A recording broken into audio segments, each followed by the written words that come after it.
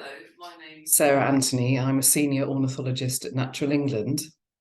Together with my colleague Ali Giacomelli, we will be giving a brief overview of the role of rare breeding bird panel data for protected sites work in Natural England. In this first part, I will be talking about its use as evidence to support SSSI notification. First, I'll touch on the bird features of the SSSIs, look at the evidence needs for the scientific case and the role of rare breeding bird panel data, and I'll finish with a case study. SSSIs are the finest sites for wildlife and natural features supporting many rare and endangered habitats and species.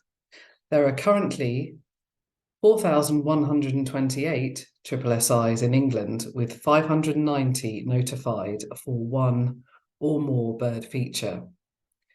There are three main criteria for site selection for birds: aggregations of breeding birds, so localities which regularly support 1% or more of the total British breeding population of any native species, and seabird colonies over 10,000 breeding pairs will qualify for selection. The next one, aggregations of non-breeding birds.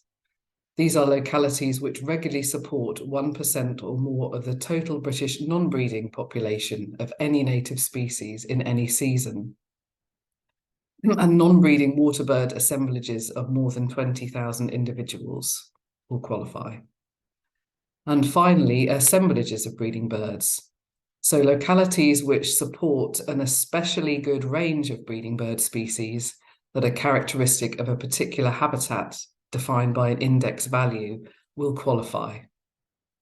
There is, however, scope for improvement in representation across the SSSI series, for example, where we're looking at more dispersed species, rapidly increasing species, and where we have little data for particular species.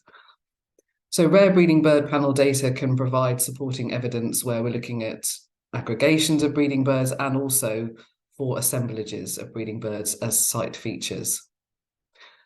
For more details of SSSI selection guidelines, I've added a link here to the publication on JNCT's website, and Chapter 17 covers birds. So what evidence is needed to support the case for site selection? In many cases, we will commission our own surveys. However, we do rely on and use a range of data collected and submitted by volunteers. Examples are wetland bird surveys, and of course, rare breeding bird panel data. A partnership between trained and skilled volunteers and professional scientists ensures that data are collected using rigorous methods and standards.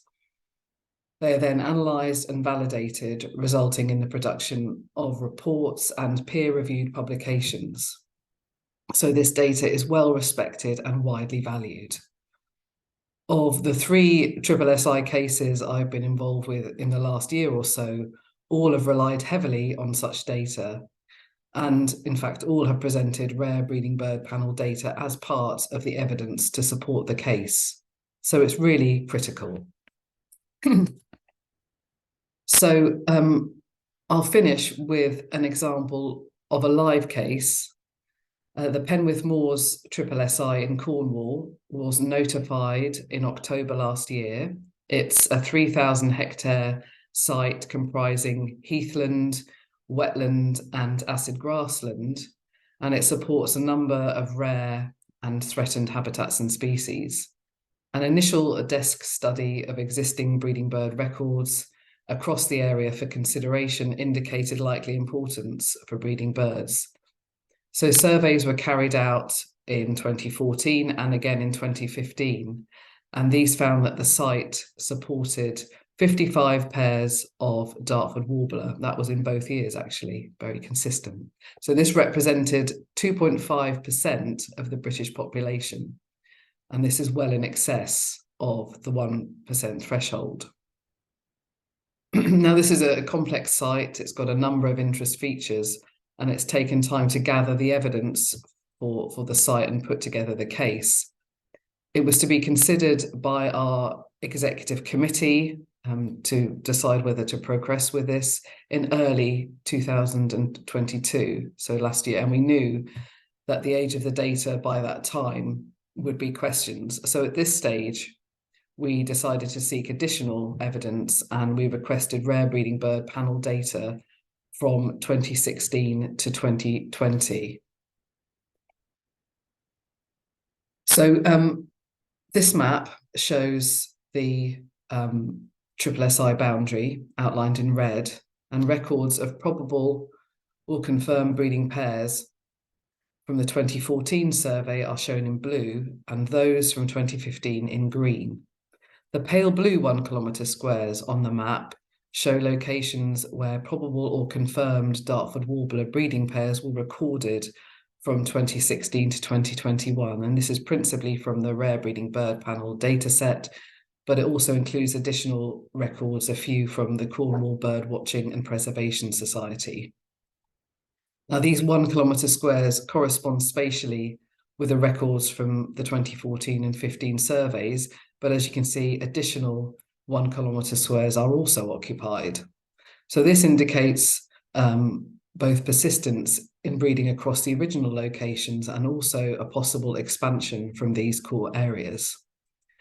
So these records, together with information on the national trend for this species, which we know is stable, and also what we know about the ecology of this species, gave us strong additional evidence to support the original survey data and the decision to include this species as a feature of the site.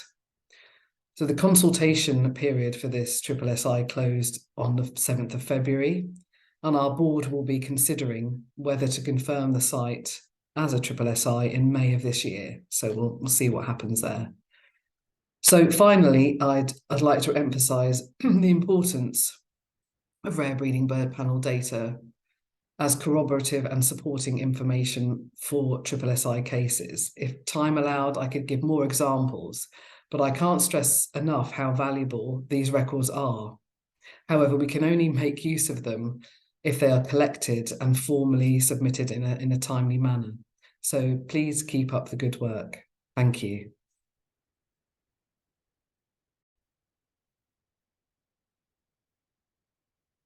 Hello, my name's Alison Giacomelli, and I'm a Senior Ornithologist in the National Birds team in Natural England.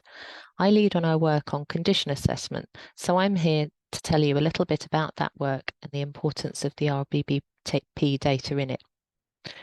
Once a site's been notified, as Sarah's described, Natural England periodically assesses the condition of SSSIs so we can make sure that they're being well managed for the species they're important for. Recently, the government published its Environmental Improvement Plan, which sets out targets for having up-to-date condition assessments for all SSSIs by 2028. It's great to have a statutory target like this because it really bumps things up the priority list. It's fair to say that we're behind with a lot of site assessments. By up-to-date, we mean within the last 6 years, but a lot of SSSIs have fallen behind that, so there's a big push now to get that sorted out. Once we know the condition of a site, we can start putting in place remedies when habitats or populations are failing. And there's a target to get 50% of sites into favourable or recovering condition by 2028. By recovering condition, we mean all the actions to restore the population or habitat are being implemented. Some features will start improving straight away, but some may take a bit longer before they're fully recovered. This map shows the SSSIs that are notified for their populations of RBBP species, 140 in all.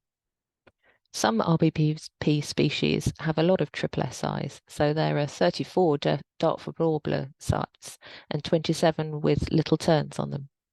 But some, like spotted crake, marsh warbler and quail, have just one SSSI. The 140 SSSIs here are just notified for the populations in their own right, and they tend to be the species that are rare but nest colonially, like little terns, or nest on restricted habitats like Dartford warbler or woodlark on heathlands. But there are also SSSIs notified for their assemblages of a certain habitat, And that's where RBBP data on rare but widely dispersed species is incredibly helpful. For example, the woodland assemblage SSSIs were often notified for species including hawfinches and lesser spotted woodpeckers that we're hearing about in this conference. So it's really important that we use information on where they are to improve woodland management for them. Of the internationally designated sites, Special Protection Areas or SPAs, 55 of the total 90 are designated for RBBP species. All terrestrial SPAs are underpinned by SSSIs, and so the sorts of species they're designated for is similar. But for SPAs, the criterion is that they support 1% of the international population of a species. So again, the species with the most SPAs is Little Tern with 29 sites, but at the other end of the scale, there's 2 sites for pochard and 2 for black-tailed godwit, for example.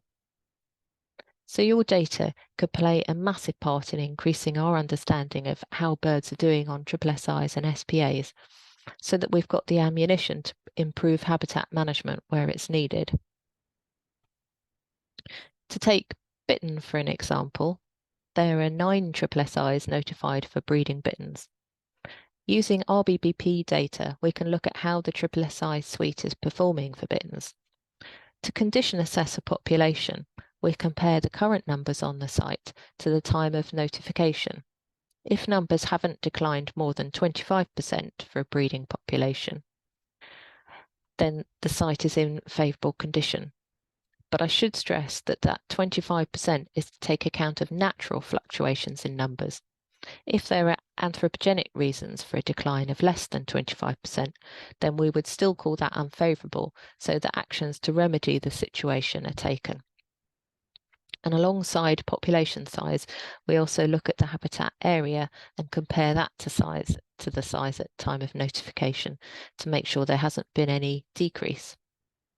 We know, again from RBBP data, that bitterns are doing well nationally, thanks to concerted conservation effort. So it's not really surprising that 7 of the 9 bittern SSSIs are in favourable condition. Of the unfavourable ones, given the national population is increasing, the bittern data tells us to look at the habitats on site and make sure that they're suitable.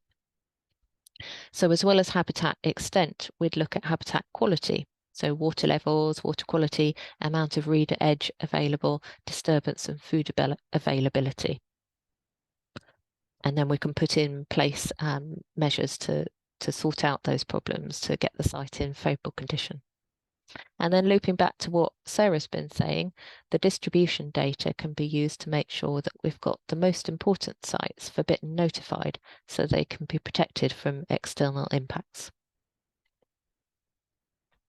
And I just wanted to end with a thank you for all your efforts in collecting data and supplying it to the RBBP. It's a fantastic resource that I'd like to make sure that Natural England makes much more use of.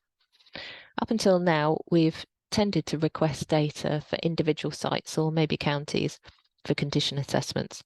But I'd like to do more of the national look, like the bittern example, so that we can look strategically at the suite of sites and how they're performing. So thanks again to all the volunteers and to the RBBP for inviting us today. Thank you.